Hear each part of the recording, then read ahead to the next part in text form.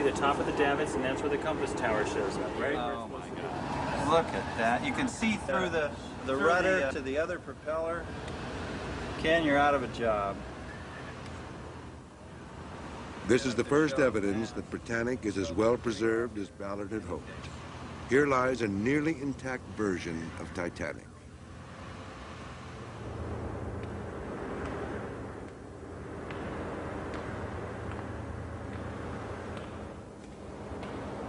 Let's talk about what we're going to do next. So I would like to just get the NR1 in position and go and image it for a while, you know. Put the NR1 down and approach it, and then try to move down into the boat deck area, on that boat deck. No, these davits are here, though. These davits are here. A problem. You don't want to get... You want to sort of... I'd like to be about the vehicle down and hold it... Tomorrow, Ballard will return to the wreck with the remotely operated camera platforms for the first in-depth photographic survey of Britannic. Lower, but I don't... The colored images of this once majestic ship should reveal a moment frozen in time. The moment of Britannic's sinking. It was 1960. Fighting had spread from the trenches of Belgium and France to the Mediterranean. The struggle to control the Straits of the Dardanelles, a narrow passage linking the Aegean with the Black Sea, would claim tens of thousands of lives. As the tide of wounded swelled, the British Admiralty was faced with the task of transporting them back to England. The ships that had been requisitioned for use, mainly Union Castle ships, were not providing adequate space to remove the sick and wounded. The whole system, actually, in the Eastern Mediterranean was on the verge of breaking down. You have these 6,000 or 8,000 ton ships and literally thousands of casualties occurring during the course of a given week. So within a very short time, the largest ships available, Aquitania, Mauritania, and Britannic, are placed into hospital ship service. On Britannic's return trips to England filled with wounded, every minute was devoted to patients. But on her outbound journeys, the medical staff had little to do, leaving time to enjoy the amenities of a first-class cruise. The sixth outbound journey started no differently. As they entered the Kea Channel, the mood was relaxed. But a dangerous and unpredictable threat lurked beneath the sea. The submarine. U-boats could strike without warning. They could fire torpedoes or lay underwater mine barrages. In either case, Britannic was defenseless. November 21st, 1916.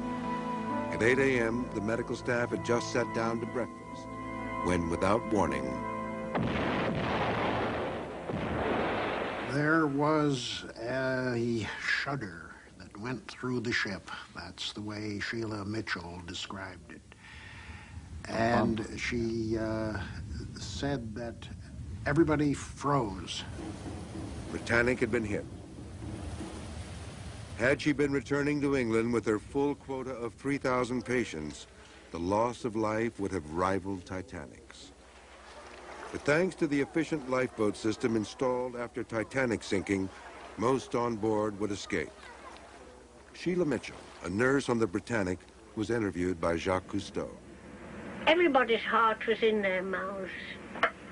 When she was turning, of course, I was thinking, oh, my trunks will be sliding under the other girl's bed. And all the oranges and lemons I bought in Naples will be on the floor. And where is my clock? You know, things like that. The speed with which Britannic sank is one of her great mysteries. This period footage can only simulate the awe-inspiring sight of watching such a massive ship disappear. Britannic, a ship that was fully redesigned to benefit from the lessons of Titanic, somehow sank in a mere 55 minutes. The Britannic was in the very early stages of her construction when the Titanic sank. They stopped the construction and rethought everything in order to make Britannic really, really safe, and they learned from the Titanic. They made the bulkheads much, much higher. They gave her a complete double hull, a double skin, so that it just covered all the bases. And here she went down in less than an hour. For Simon Mills and Eric Sauter, the bigger mystery surrounds the cause of the initial explosion. A mine or a torpedo? At the time of the sinking, everybody thought it was a torpedo. It had to be. You know, they were at war. The Germans, the filthy Hun, they wanted to sort of sink this ship. As a powerful competitor after the war, they had to sink it, and torpedo was the only way to do it. As time went by, it wasn't quite so clear-cut. Even the English officer carrying out the inquiry decided that there was no definite evidence one way or the other to say mine or torpedo. I propose to drink to the Britannic, to the splendid ship that you have been on board. 60 years after her sinking, Jacques Cousteau gathered together Britannic's remaining survivors in an attempt to uncover what happened that morning. What is your opinion? Was the ship torpedoed or did they see the mine? Oh, torpedo, without a doubt. Without a doubt, torpedo. Thank you. Now you, Miss. Without a doubt, torpedo. At least one torpedo. My opinion is she got torpedoed. I'd say torpedoed. It was a mine without a shadow of doubt.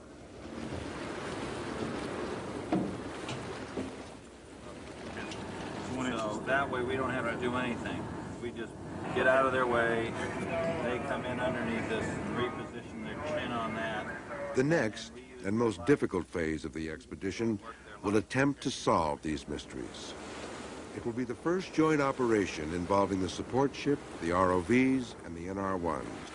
What do you think her turning radius was? She couldn't turn by the rudder because she was disabled. She had to turn by the screws. So in fact, she probably turned in quite a tight area, I think.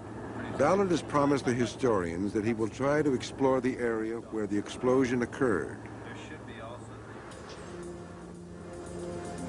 If the ROVs can maneuver into the damaged area, the hidden recesses of the gash might provide clues to Britannic's mysterious explosion and rapid sinking.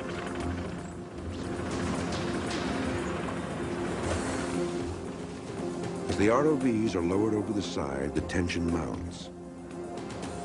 The NR-1 is in position, her powerful lights illuminating the wreck. Ballard and his team are in the command station on board the Carolyn Chouette.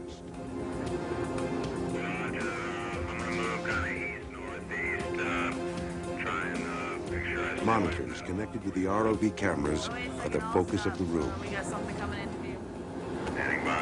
Ballard directs the ROV pilot who controls the depth, direction, and speed of the robot from a distance of more than 300 feet.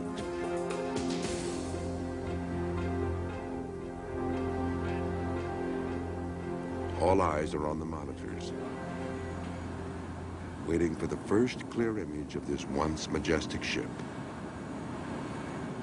There it is. We're at the hull tower. There you go.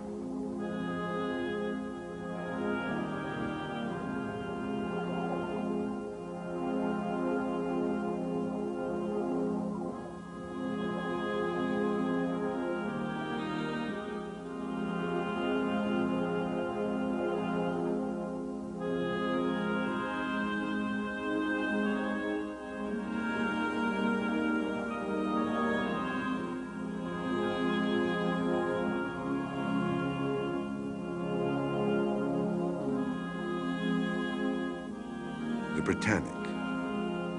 Bigger, safer, more luxurious than her sisters, but destined never to carry a paying passenger. Think of the millions and millions of hours labor is put into these ships in Belfast, at Harland and Wolff. Years and years of effort on the part of so many people. Iceberg is one thing, that's an act of God, but to have mankind blow up such a wonderful work, that's a waste.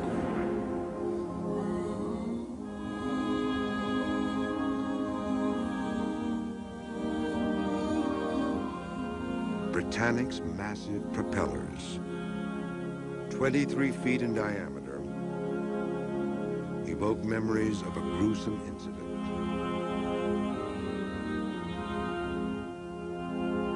Following the explosion, the ship lay motionless. The captain, isolated on the bridge, was unaware that the crew had already begun to load lifeboats. In a last-ditch effort to save the ship, he gave the order to start up the propellers and head for nearby Kea Island. They wanted to beach the boat where there was sand, the other side of the island. And so the minute we touched the water, she went on, and the propellers were coming up. And turning. At the turning, and at the back, it was a whirlpool. The lifeboat in front of me and the one behind were drawn in by the propellers and cut into ribbons. If anybody escaped from those boats, it was because they jumped out and perhaps could swim away. One near casualty of the propeller incident was Nurse Violet Jessup. Her story is remarkable, as one of the few known to survive passage on all 3 White Star sisters. Violet Jessup, whom I had interviewed for a book, told me that she was not only on the Titanic when it went down, she was also on the Olympic when it had not a very serious accident, but there was a collision in Southampton water. Then the hat trick that she was also on the Britannic as a nurse's aide is extraordinary. Violet told me that she got into a lifeboat which was lowered down, and when it reached the water and was cast loose from the blocks, the descending blocks, she suddenly saw everybody jumping out. So Violet jumped over the side and thought she was going to sink forever, and finally came up and hit the bottom of the lifeboat. Her head fitted as she came up. Then she groped around in the dark, thinking her end was nigh, and found a hand, a man's hand, which she could tell was alive, and they held their hands together and came up to the surface. Leaving the propellers behind, Ballard guides the ROVs toward the bow for the first look at the most dangerous part of the wreck, the jagged gash caused by the explosion. The damage, depicted by Marchal based on Cousteau's accounts, gives Ballard reason for concern. The jagged hull plating could easily sever the ROV's umbilical cord. Keep going. There's the beginning of the gash. So now go left and drive the gash line down to the left. Marchal and Mills have switched to the second ROV monitor for the long-anticipated look at the damaged hull. The images from this ROV, NASA's Voyager, are in stereo, and with the 3D glasses, the 2 experts can see much more detail. It's huge, it's unbelievable. I think that if it's buckled in and then buckled out, that must have been the impact as it hit the deck. Pivot left. Drop. The bow is buckled off to the starboard side, and we're just seeing that stub toe effect of it, just the bow buckled in and twisted, and the rest of the ship just bent apart, buckled and collapsed into the sand.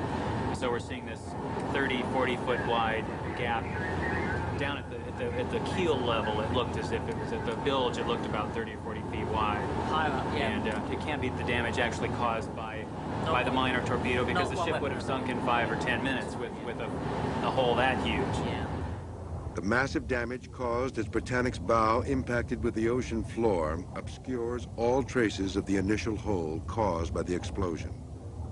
There is no evidence here that can shed more light on the issue of mine versus torpedo, but the gash may hold the answer to a different question. Did Britannic's watertight doors fail to close? A single mine or a torpedo of that era would have damaged no more than 1 or 2 compartments. The watertight doors should have contained the flooding, allowing the ship to float indefinitely. Yet she sank in less than an hour. What went wrong? The evidence is buried deep inside the gash.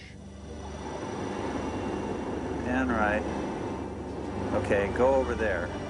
In a clean area. Go to clean water. Go back. Kick back. Now. Ballard has pulled the ROV back from the wreck after a close call.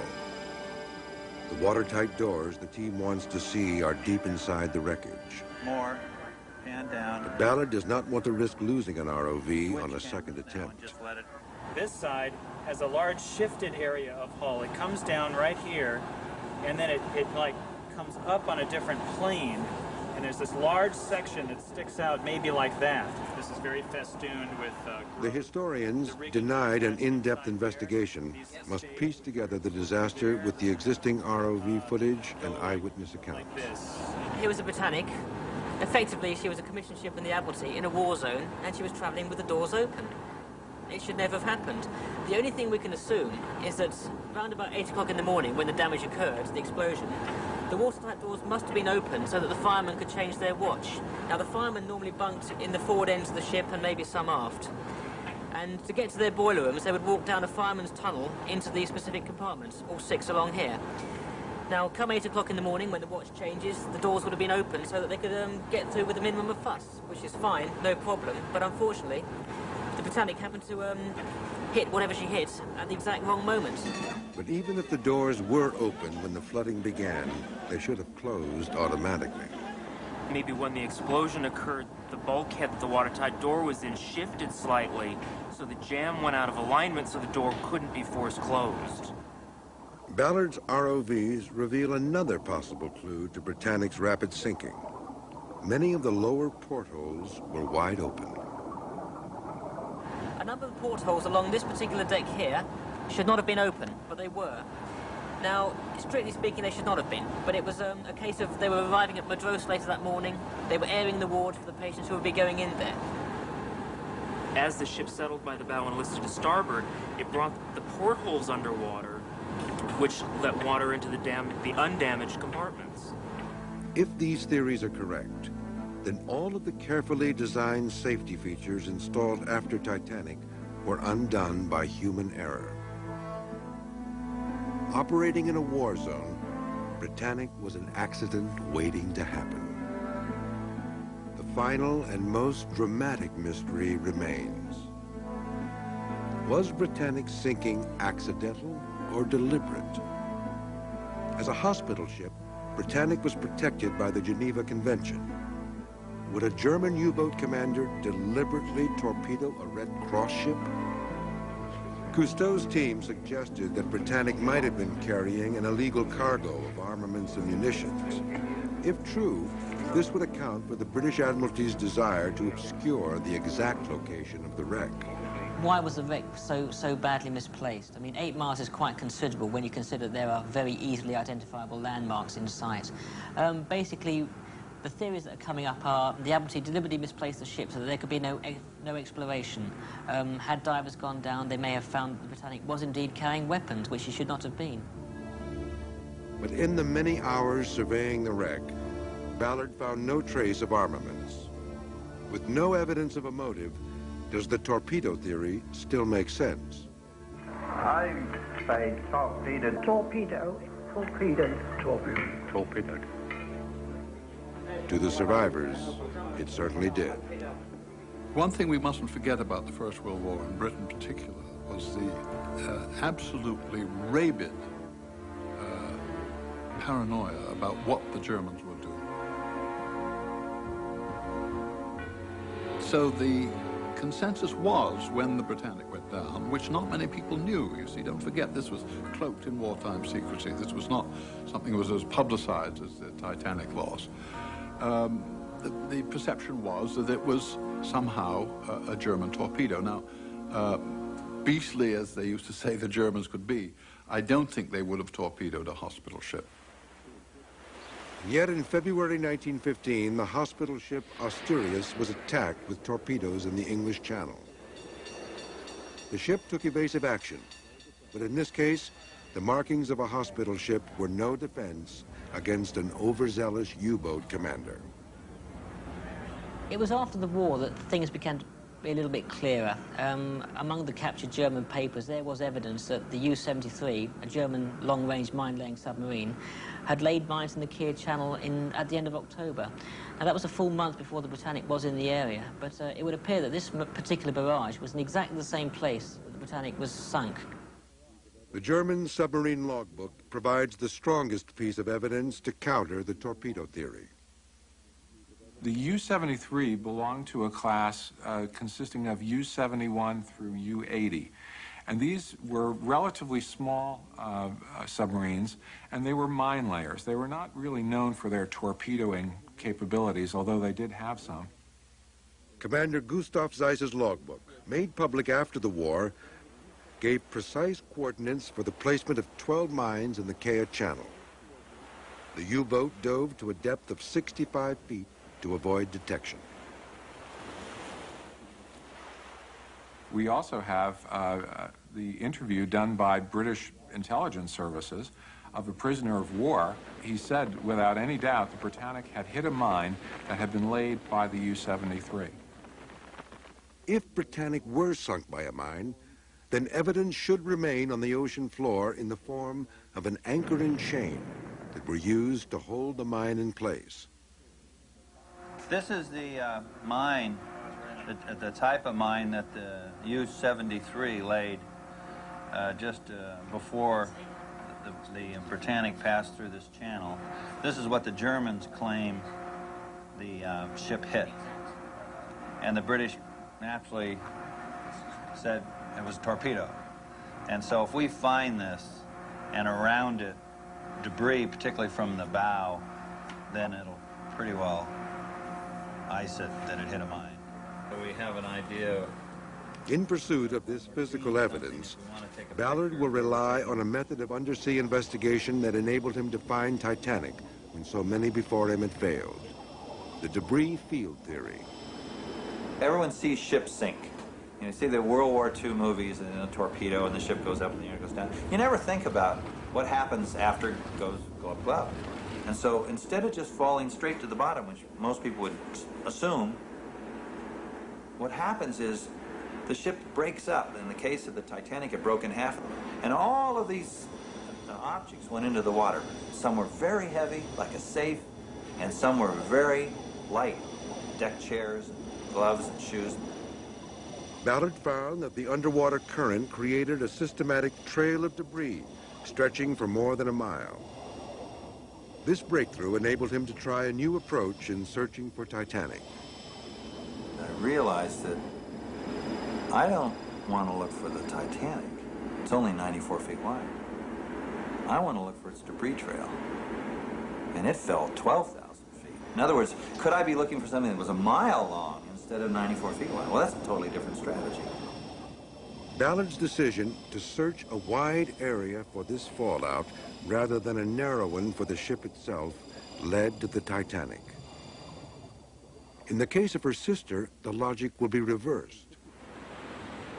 Since Britannic traveled some 55 minutes after the impact, there should be a clear trail of debris leading from the wreck to the anchor chain. The U-boat commander's coordinates and Britannic's last recorded position are added to the equation to help determine the search area. This is probably the same strike right here. The next step is to send the NR-1 around the wreck to find the start of the debris field.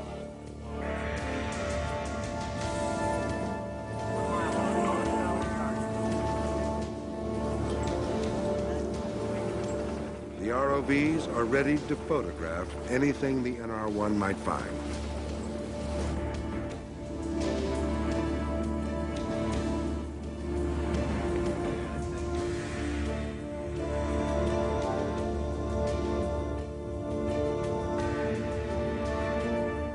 An hour passes, and then an exciting discovery. The NR-1 finds Britannic's gigantic funnels virtually intact, strewn in a distinct path leading away from the ship.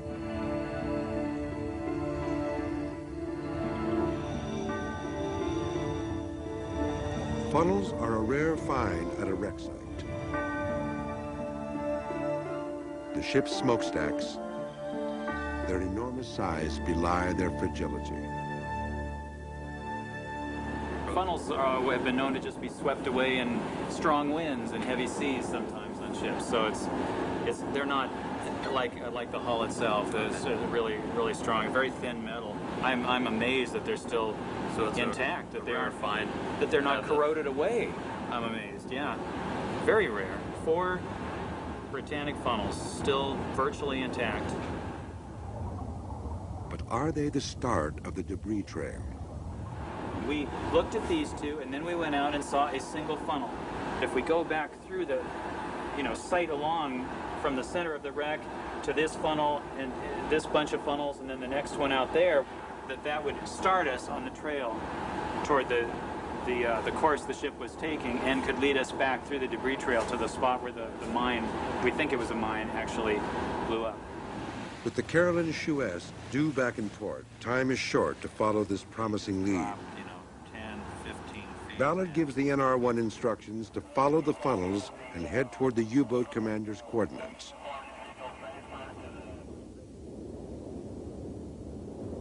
The submarine sets off on what Ballard and his team hope will be the Britannic's debris field. You can see the little squares going this way.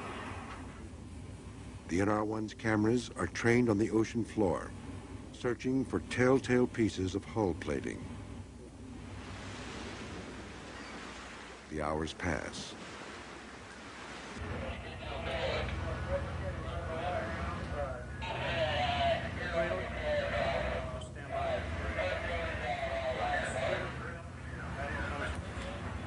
Second target's about 5.5 miles.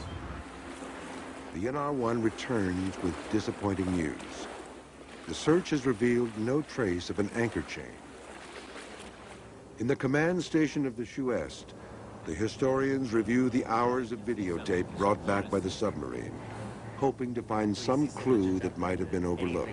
Now, there's another one of those cylindrical But see, things. look at this. I mean, you've got a perfectly square, or Maybe a it's a- perfectly rectangular. Maybe it's a flame? It's just like the thing we saw before. All these things, nothing has to do with mines, and nothing has to do really with... Well, that's the interesting thing. We've not found one trace yet of anything to do with the submarine which we know was there. No. We know she laid the mines. We know she laid 2 barrages of 6 mines, and yet all the scans we've done so far indicate nothing at all.